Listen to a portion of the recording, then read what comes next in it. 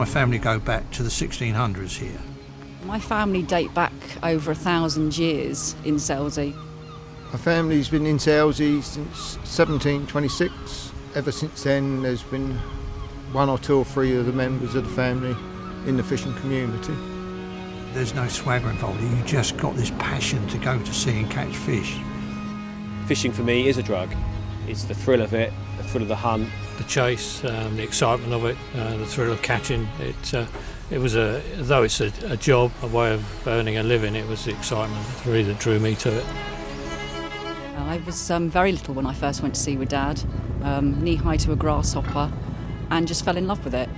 It was fun, a lot of fun. Hard work, but fun. From a youngster, 3 years old, messing about down the beach and couldn't wait to get in the boat, and go to sea with my father. When I first went to sea with my father at 5 or 6, I was as sick as a dog, but there was just something about it. So you just kept going. Like my father used to say, if you're going to be sick, but stay out of the way. Oh, there's lots of superstitions with Selsey fishermen. You could never wear green on his boat because that was considered to be landlubbers. You could never whistle. You could sing, but you could never whistle. And if someone chucked a rabbit on the deck of your boat, you wouldn't go to sea for a week. He had a saying that when the wind is in the west, the fish are at their best. When the wind is in the east, the fish are at their least.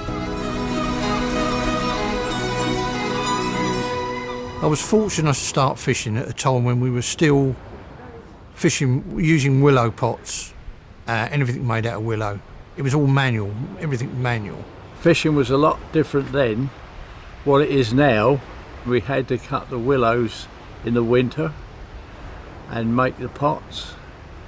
The good thing about it was that the fishing got a good rest during the winter. It was far more seasonal, the fishing.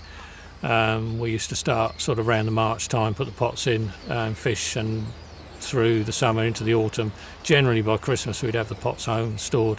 As time moved on, the markets improved in the continent. Once that opened up, then everybody started fishing full time.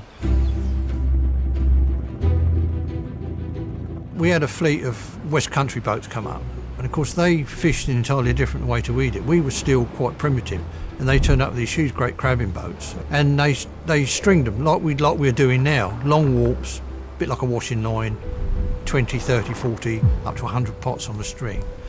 And to them it was virgin ground because they never seen lobsters like it. And because of the way we fished, and it was left in the winter, actually nurtured the ground.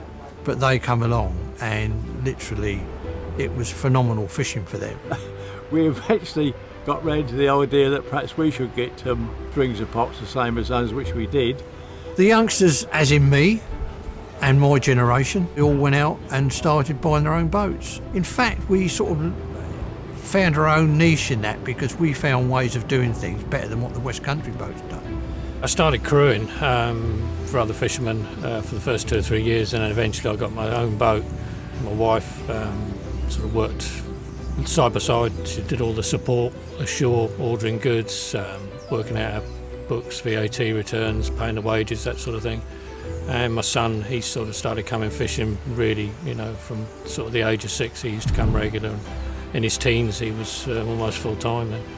After leaving school, 16, crewed with a few different fishermen for a number of years, and then I can't remember what age, I think about 23, 22, sort of progressed to our own boat really, with me and my brother together, and that's where we've been ever since. These days we tend to specialise in crab and lobster mainly, but with whelks through the winter. Yeah, the main fisheries we targeted was lobster and crab, but we diversified into catching cuttlefish, bass. We also went netting for soles, plaice, skates and rays, so sort of an typical inshore fisherman really that targets whatever migrates past. I've always fished single-handed. My family have all been single-handed. I have a very good friend I've had for about 4 or 5 years now, a herring gull that comes along, and as soon as I unhook the mooring, he's aboard and he just sits there until I come home and off he goes. If you were a fisherman, it was almost expected that you join the lifeboat crew, so it was because you went to sea every day, obviously you were trained up to a certain standard, so you just literally signed up and joined. I joined the crew in 1991. I was 20. One of my first calls on the lifeboat was to a girl on a lilo off of Pagham. She'd drifted out to sea. The helicopter had landed in Pagham Harbour, and we had to take her to them because she needed to go to hospital because she was hypothermic. You've never seen someone so much relief on someone's face when they see help coming. I actually got to carry her out to the helicopter, which was quite good. I think she was a bit shocked that she saw a woman there. And so were the crew of the helicopter, to be quite honest. It's like, oh, it's a woman. And now it's so common that women are on the crew and also involved in the fishing industry.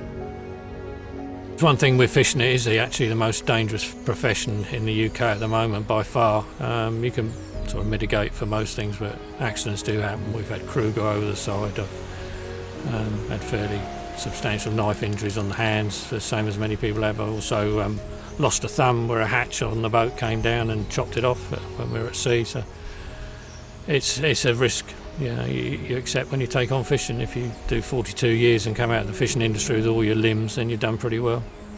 Fishing is really dangerous around here. I mean, we're quite exposed because we're on a peninsula. The seas are rough, there's lots of rocks. So you really do have to know what you're doing. We face quite a danger before we've even got out to the boat, really. Many fishermen have turned over boats and capsized coming ashore. If we had a harbour here, from our perspective, it's a safety thing. It will allow us to be able to get to sea and back again in safety. We won't have to worry about getting ashore in very turbulent waters. But also it puts Selsey on the map.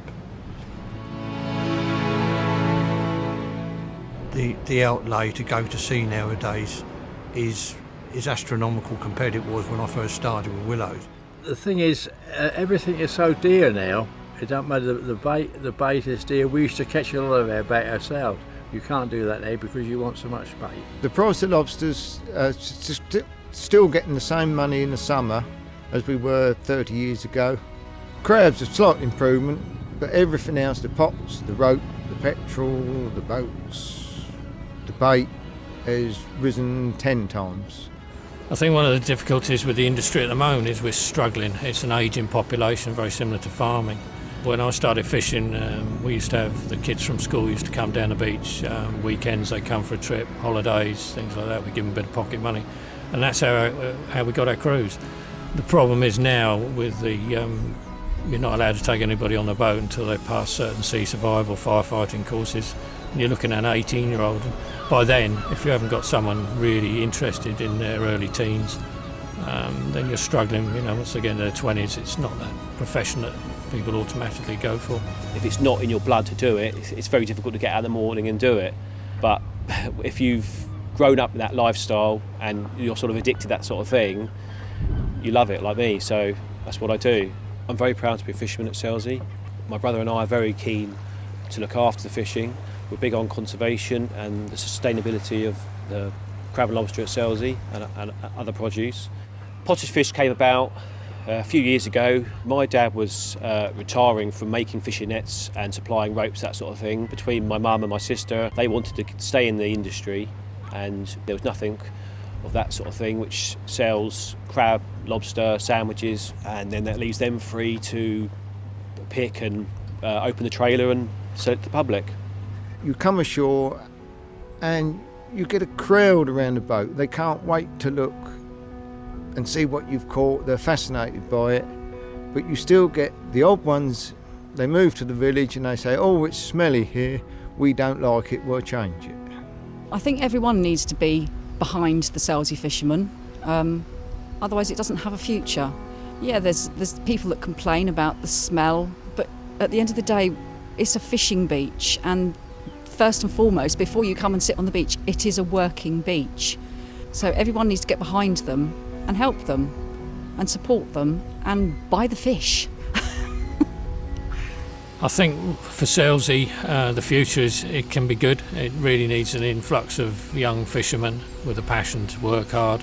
It's a way of life. It's how I've been brought up, and I will always cherish that.